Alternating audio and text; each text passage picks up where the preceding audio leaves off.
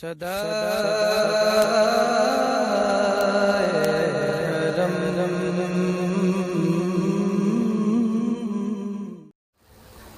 عید الاضحیٰ یعنی بقرعید کی آمد ہے،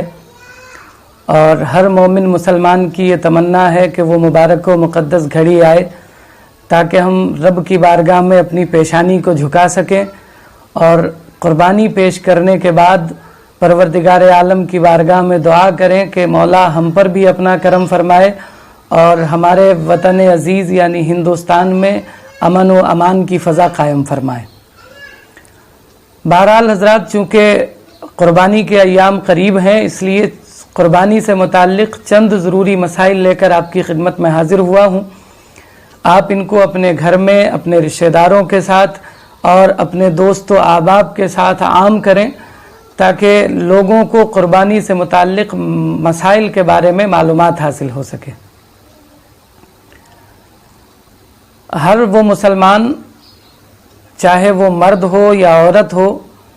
جو عاقل ہو، بالغ ہو، مقیم ہو، آزاد ہو اور مالک نصاب ہو، تو اس پر قربانی واجب ہے۔ یعنی جو انسان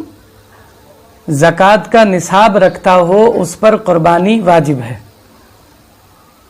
ضرورت سے الگ اتنے پیسوں کا موجود ہونا جن پر زکوٰۃ فرض ہو، اگر قربانی سے پہلے اتنے پیسے آ جائیں تو اس انسان پر قربانی واجب ہے۔ اب اگر ایسی صورت میں کوئی انسان قربانی نہیں کرتا تو وہ گناہگار ہے، اس لیے کہ اللہ کے پیارے محبوب صلی اللہ تعالی علیہ وسلم ارشاد فرماتے ہیں کہ طاقت کے باوجود جو لوگ قربانی نہیں کرتے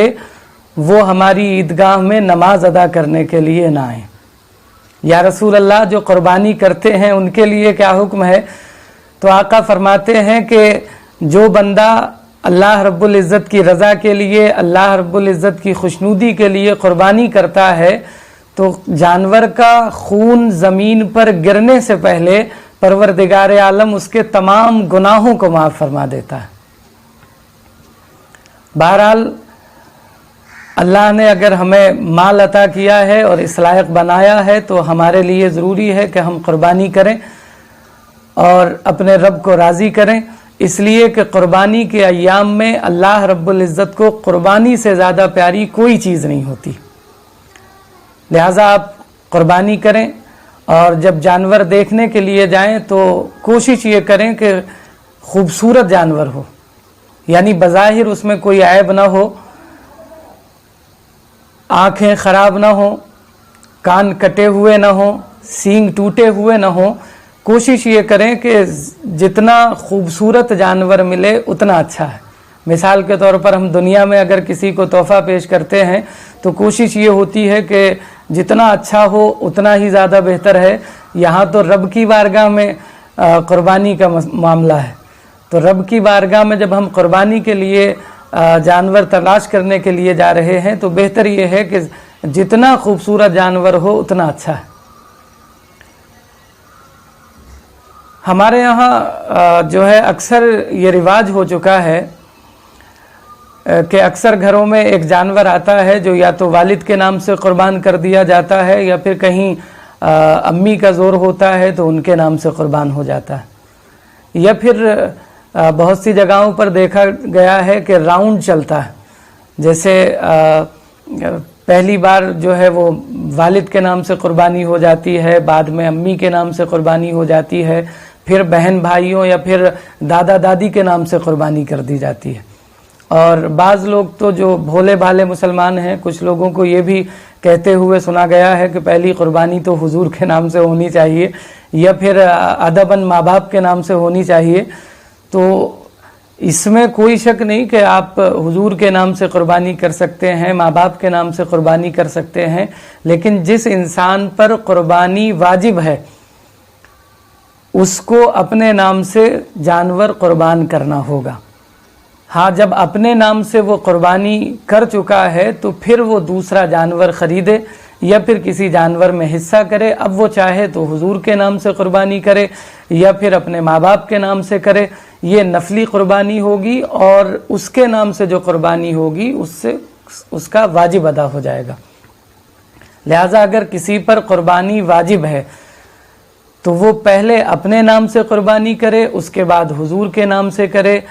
یا پھر اپنے دادا دادی یا دیگر بزرگوں کے نام سے کرے، تاکہ نفلی قربانی بھی ادا ہو جائے اور اس پر جو قربانی واجب ہے وہ بھی ادا ہو جائے۔ لیکن چونکہ معلومات نہیں ہوتی، ہمیں قربانی کے متعلق نالج نہیں ہوتی، اس لیے زیادہ تر گھروں میں یہ دیکھا گیا ہے کہ بہت سے لوگ ہیں جو اہل مال ہیں، اگر فیملی میں 4 ممبر ہیں تو چاروں پر قربانی واجب ہوتی ہے، لیکن ہوتا یہ ہے کہ وہ ایک بکرا لے آتے ہیں اور یا تو والد کے نام سے یا پھر والدہ کے نام سے قربان کر دیا جاتا ہے، یا پھر کسی جانور میں حصہ کر لیا جاتا ہے، کبھی بہن بھائیوں میں سے کسی کا نام، کبھی ماں باپ میں سے کسی کا نام، تو کبھی دادی دادا کا نام ڈال دیا جاتا ہے۔ لیکن یہ آپ یاد رکھیں کہ اگر قربانی آپ پر واجب ہے تو پہلے آپ کو اپنے نام سے قربانی کرنا ضروری ہے، اس کے بعد آپ چاہے اپنے ماں باپ کے نام سے کریں یا پھر اپنے بچوں کے نام سے کریں۔ لہذا جب آپ جانور دیکھنے کے لیے جائیں تو ایک تو یہ دیکھیں کہ جانور خوبصورت ہو، اور جہاں تک عمر کا سوال ہے تو حدیث پاک میں آتا ہے کہ بکرا یا پھر دمبا کم از کم 1 سال کا ہو، اور اگر 1 سال کا نہ ہو تو دیکھنے میں اتنا موٹا تازہ ہو کہ لوگ اسے 1 سال کا جانچیں یا 1 سال سے زیادہ کا اندازہ لگائیں۔ اور اگر بڑا جانور ہے جیسے بھینس ہے تو وہ کم سے کم اس کی عمر 2 سال ہونی چاہیے، اور اگر آپ اونٹ کی قربانی کر رہے ہیں تو اونٹ کم از کم 5 سال کا ہو۔ رہا قربانی کے وقت کا مسئلہ کہ کس وقت قربانی ہونی چاہیے، تو مسئلہ یہ ہے کہ شہروں میں عید کی نماز ادا کرنے کے بعد آپ قربانی کریں، اور اگر آپ دیہات میں رہتے ہیں، گاؤں میں رہتے ہیں، تو وہاں پر آپ فجر کی نماز کے بعد بھی قربانی کر سکتے ہیں۔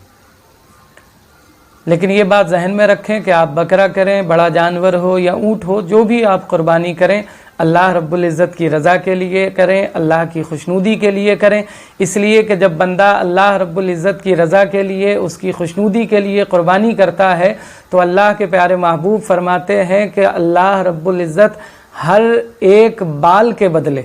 جانور کے ہر ایک بال کے بدلے اس کو ایک نیکی عطا فرماتا ہے۔ اور ایک اور مقام پر میرے آقا فرماتے ہیں کہ جانور کا خون زمین پر گرنے سے پہلے اللہ رب العزت اس بندے کے تمام گناہوں کو معاف فرما دیتا ہے۔ لہٰذا اللہ رب العزت کی بارگاہ میں دعا ہے کہ پروردگار عالم ہمیں قربانیاں کرنے کی توفیق عطا فرمائے اور ہماری قربانیوں کو قبول فرمائے۔ بہت سے لوگ ہیں معاشرے میں، ایسے لوگ بھی موجود ہیں کہ ابھی فیملی میں کوئی فنکشن ہو، کوئی پروگرام ہو، یا پھر رشتہ داروں میں کوئی محفل ہو تو 50,000 روپے خرچ کرنے کے لیے تیار رہتے ہیں، لیکن جب قربانی کا معاملہ آتا ہے تو وہ ایسا شو کرتے ہیں جیسے وہ غریب ہیں۔ لہٰذا آپ ایسا نہ کریں، اگر اللہ نے آپ کو دیا ہے تو آپ اللہ رب العزت کی بارگاہ میں اس کی رضا کے لیے، اس کی خوشنودی کے لیے قربانی کریں، تاکہ پروردگار عالم آپ سے خوش ہو جائے اور آپ پر اپنے فضل و کرم کی بارشیں عطا فرمائے۔ اللہ رب العزت کی بارگاہ میں دعا ہے کہ پروردگار عالم ہم پر اپنے فضل و کرم کی بارشیں عطا فرمائے۔ آپ سبھی سے گزارش ہے کہ آپ اس ویڈیو کو زیادہ سے زیادہ شیئر کریں تاکہ لوگوں کو قربانی سے متعلق معلومات حاصل ہو سکے، اور اگر کسی کو کچھ سمجھ میں نہیں آیا ہو تو وہ اپنی مسجد کے امام صاحب سے یا مقامی علماء سے جو ہے رابطہ کریں اور ان کو اپنے بارے میں بتلائیں تاکہ وہ آپ کو اس بارے میں اچھی طرح سے گائیڈ کر سکیں۔ السلام علیکم ورحمۃ اللہ وبرکاتہ۔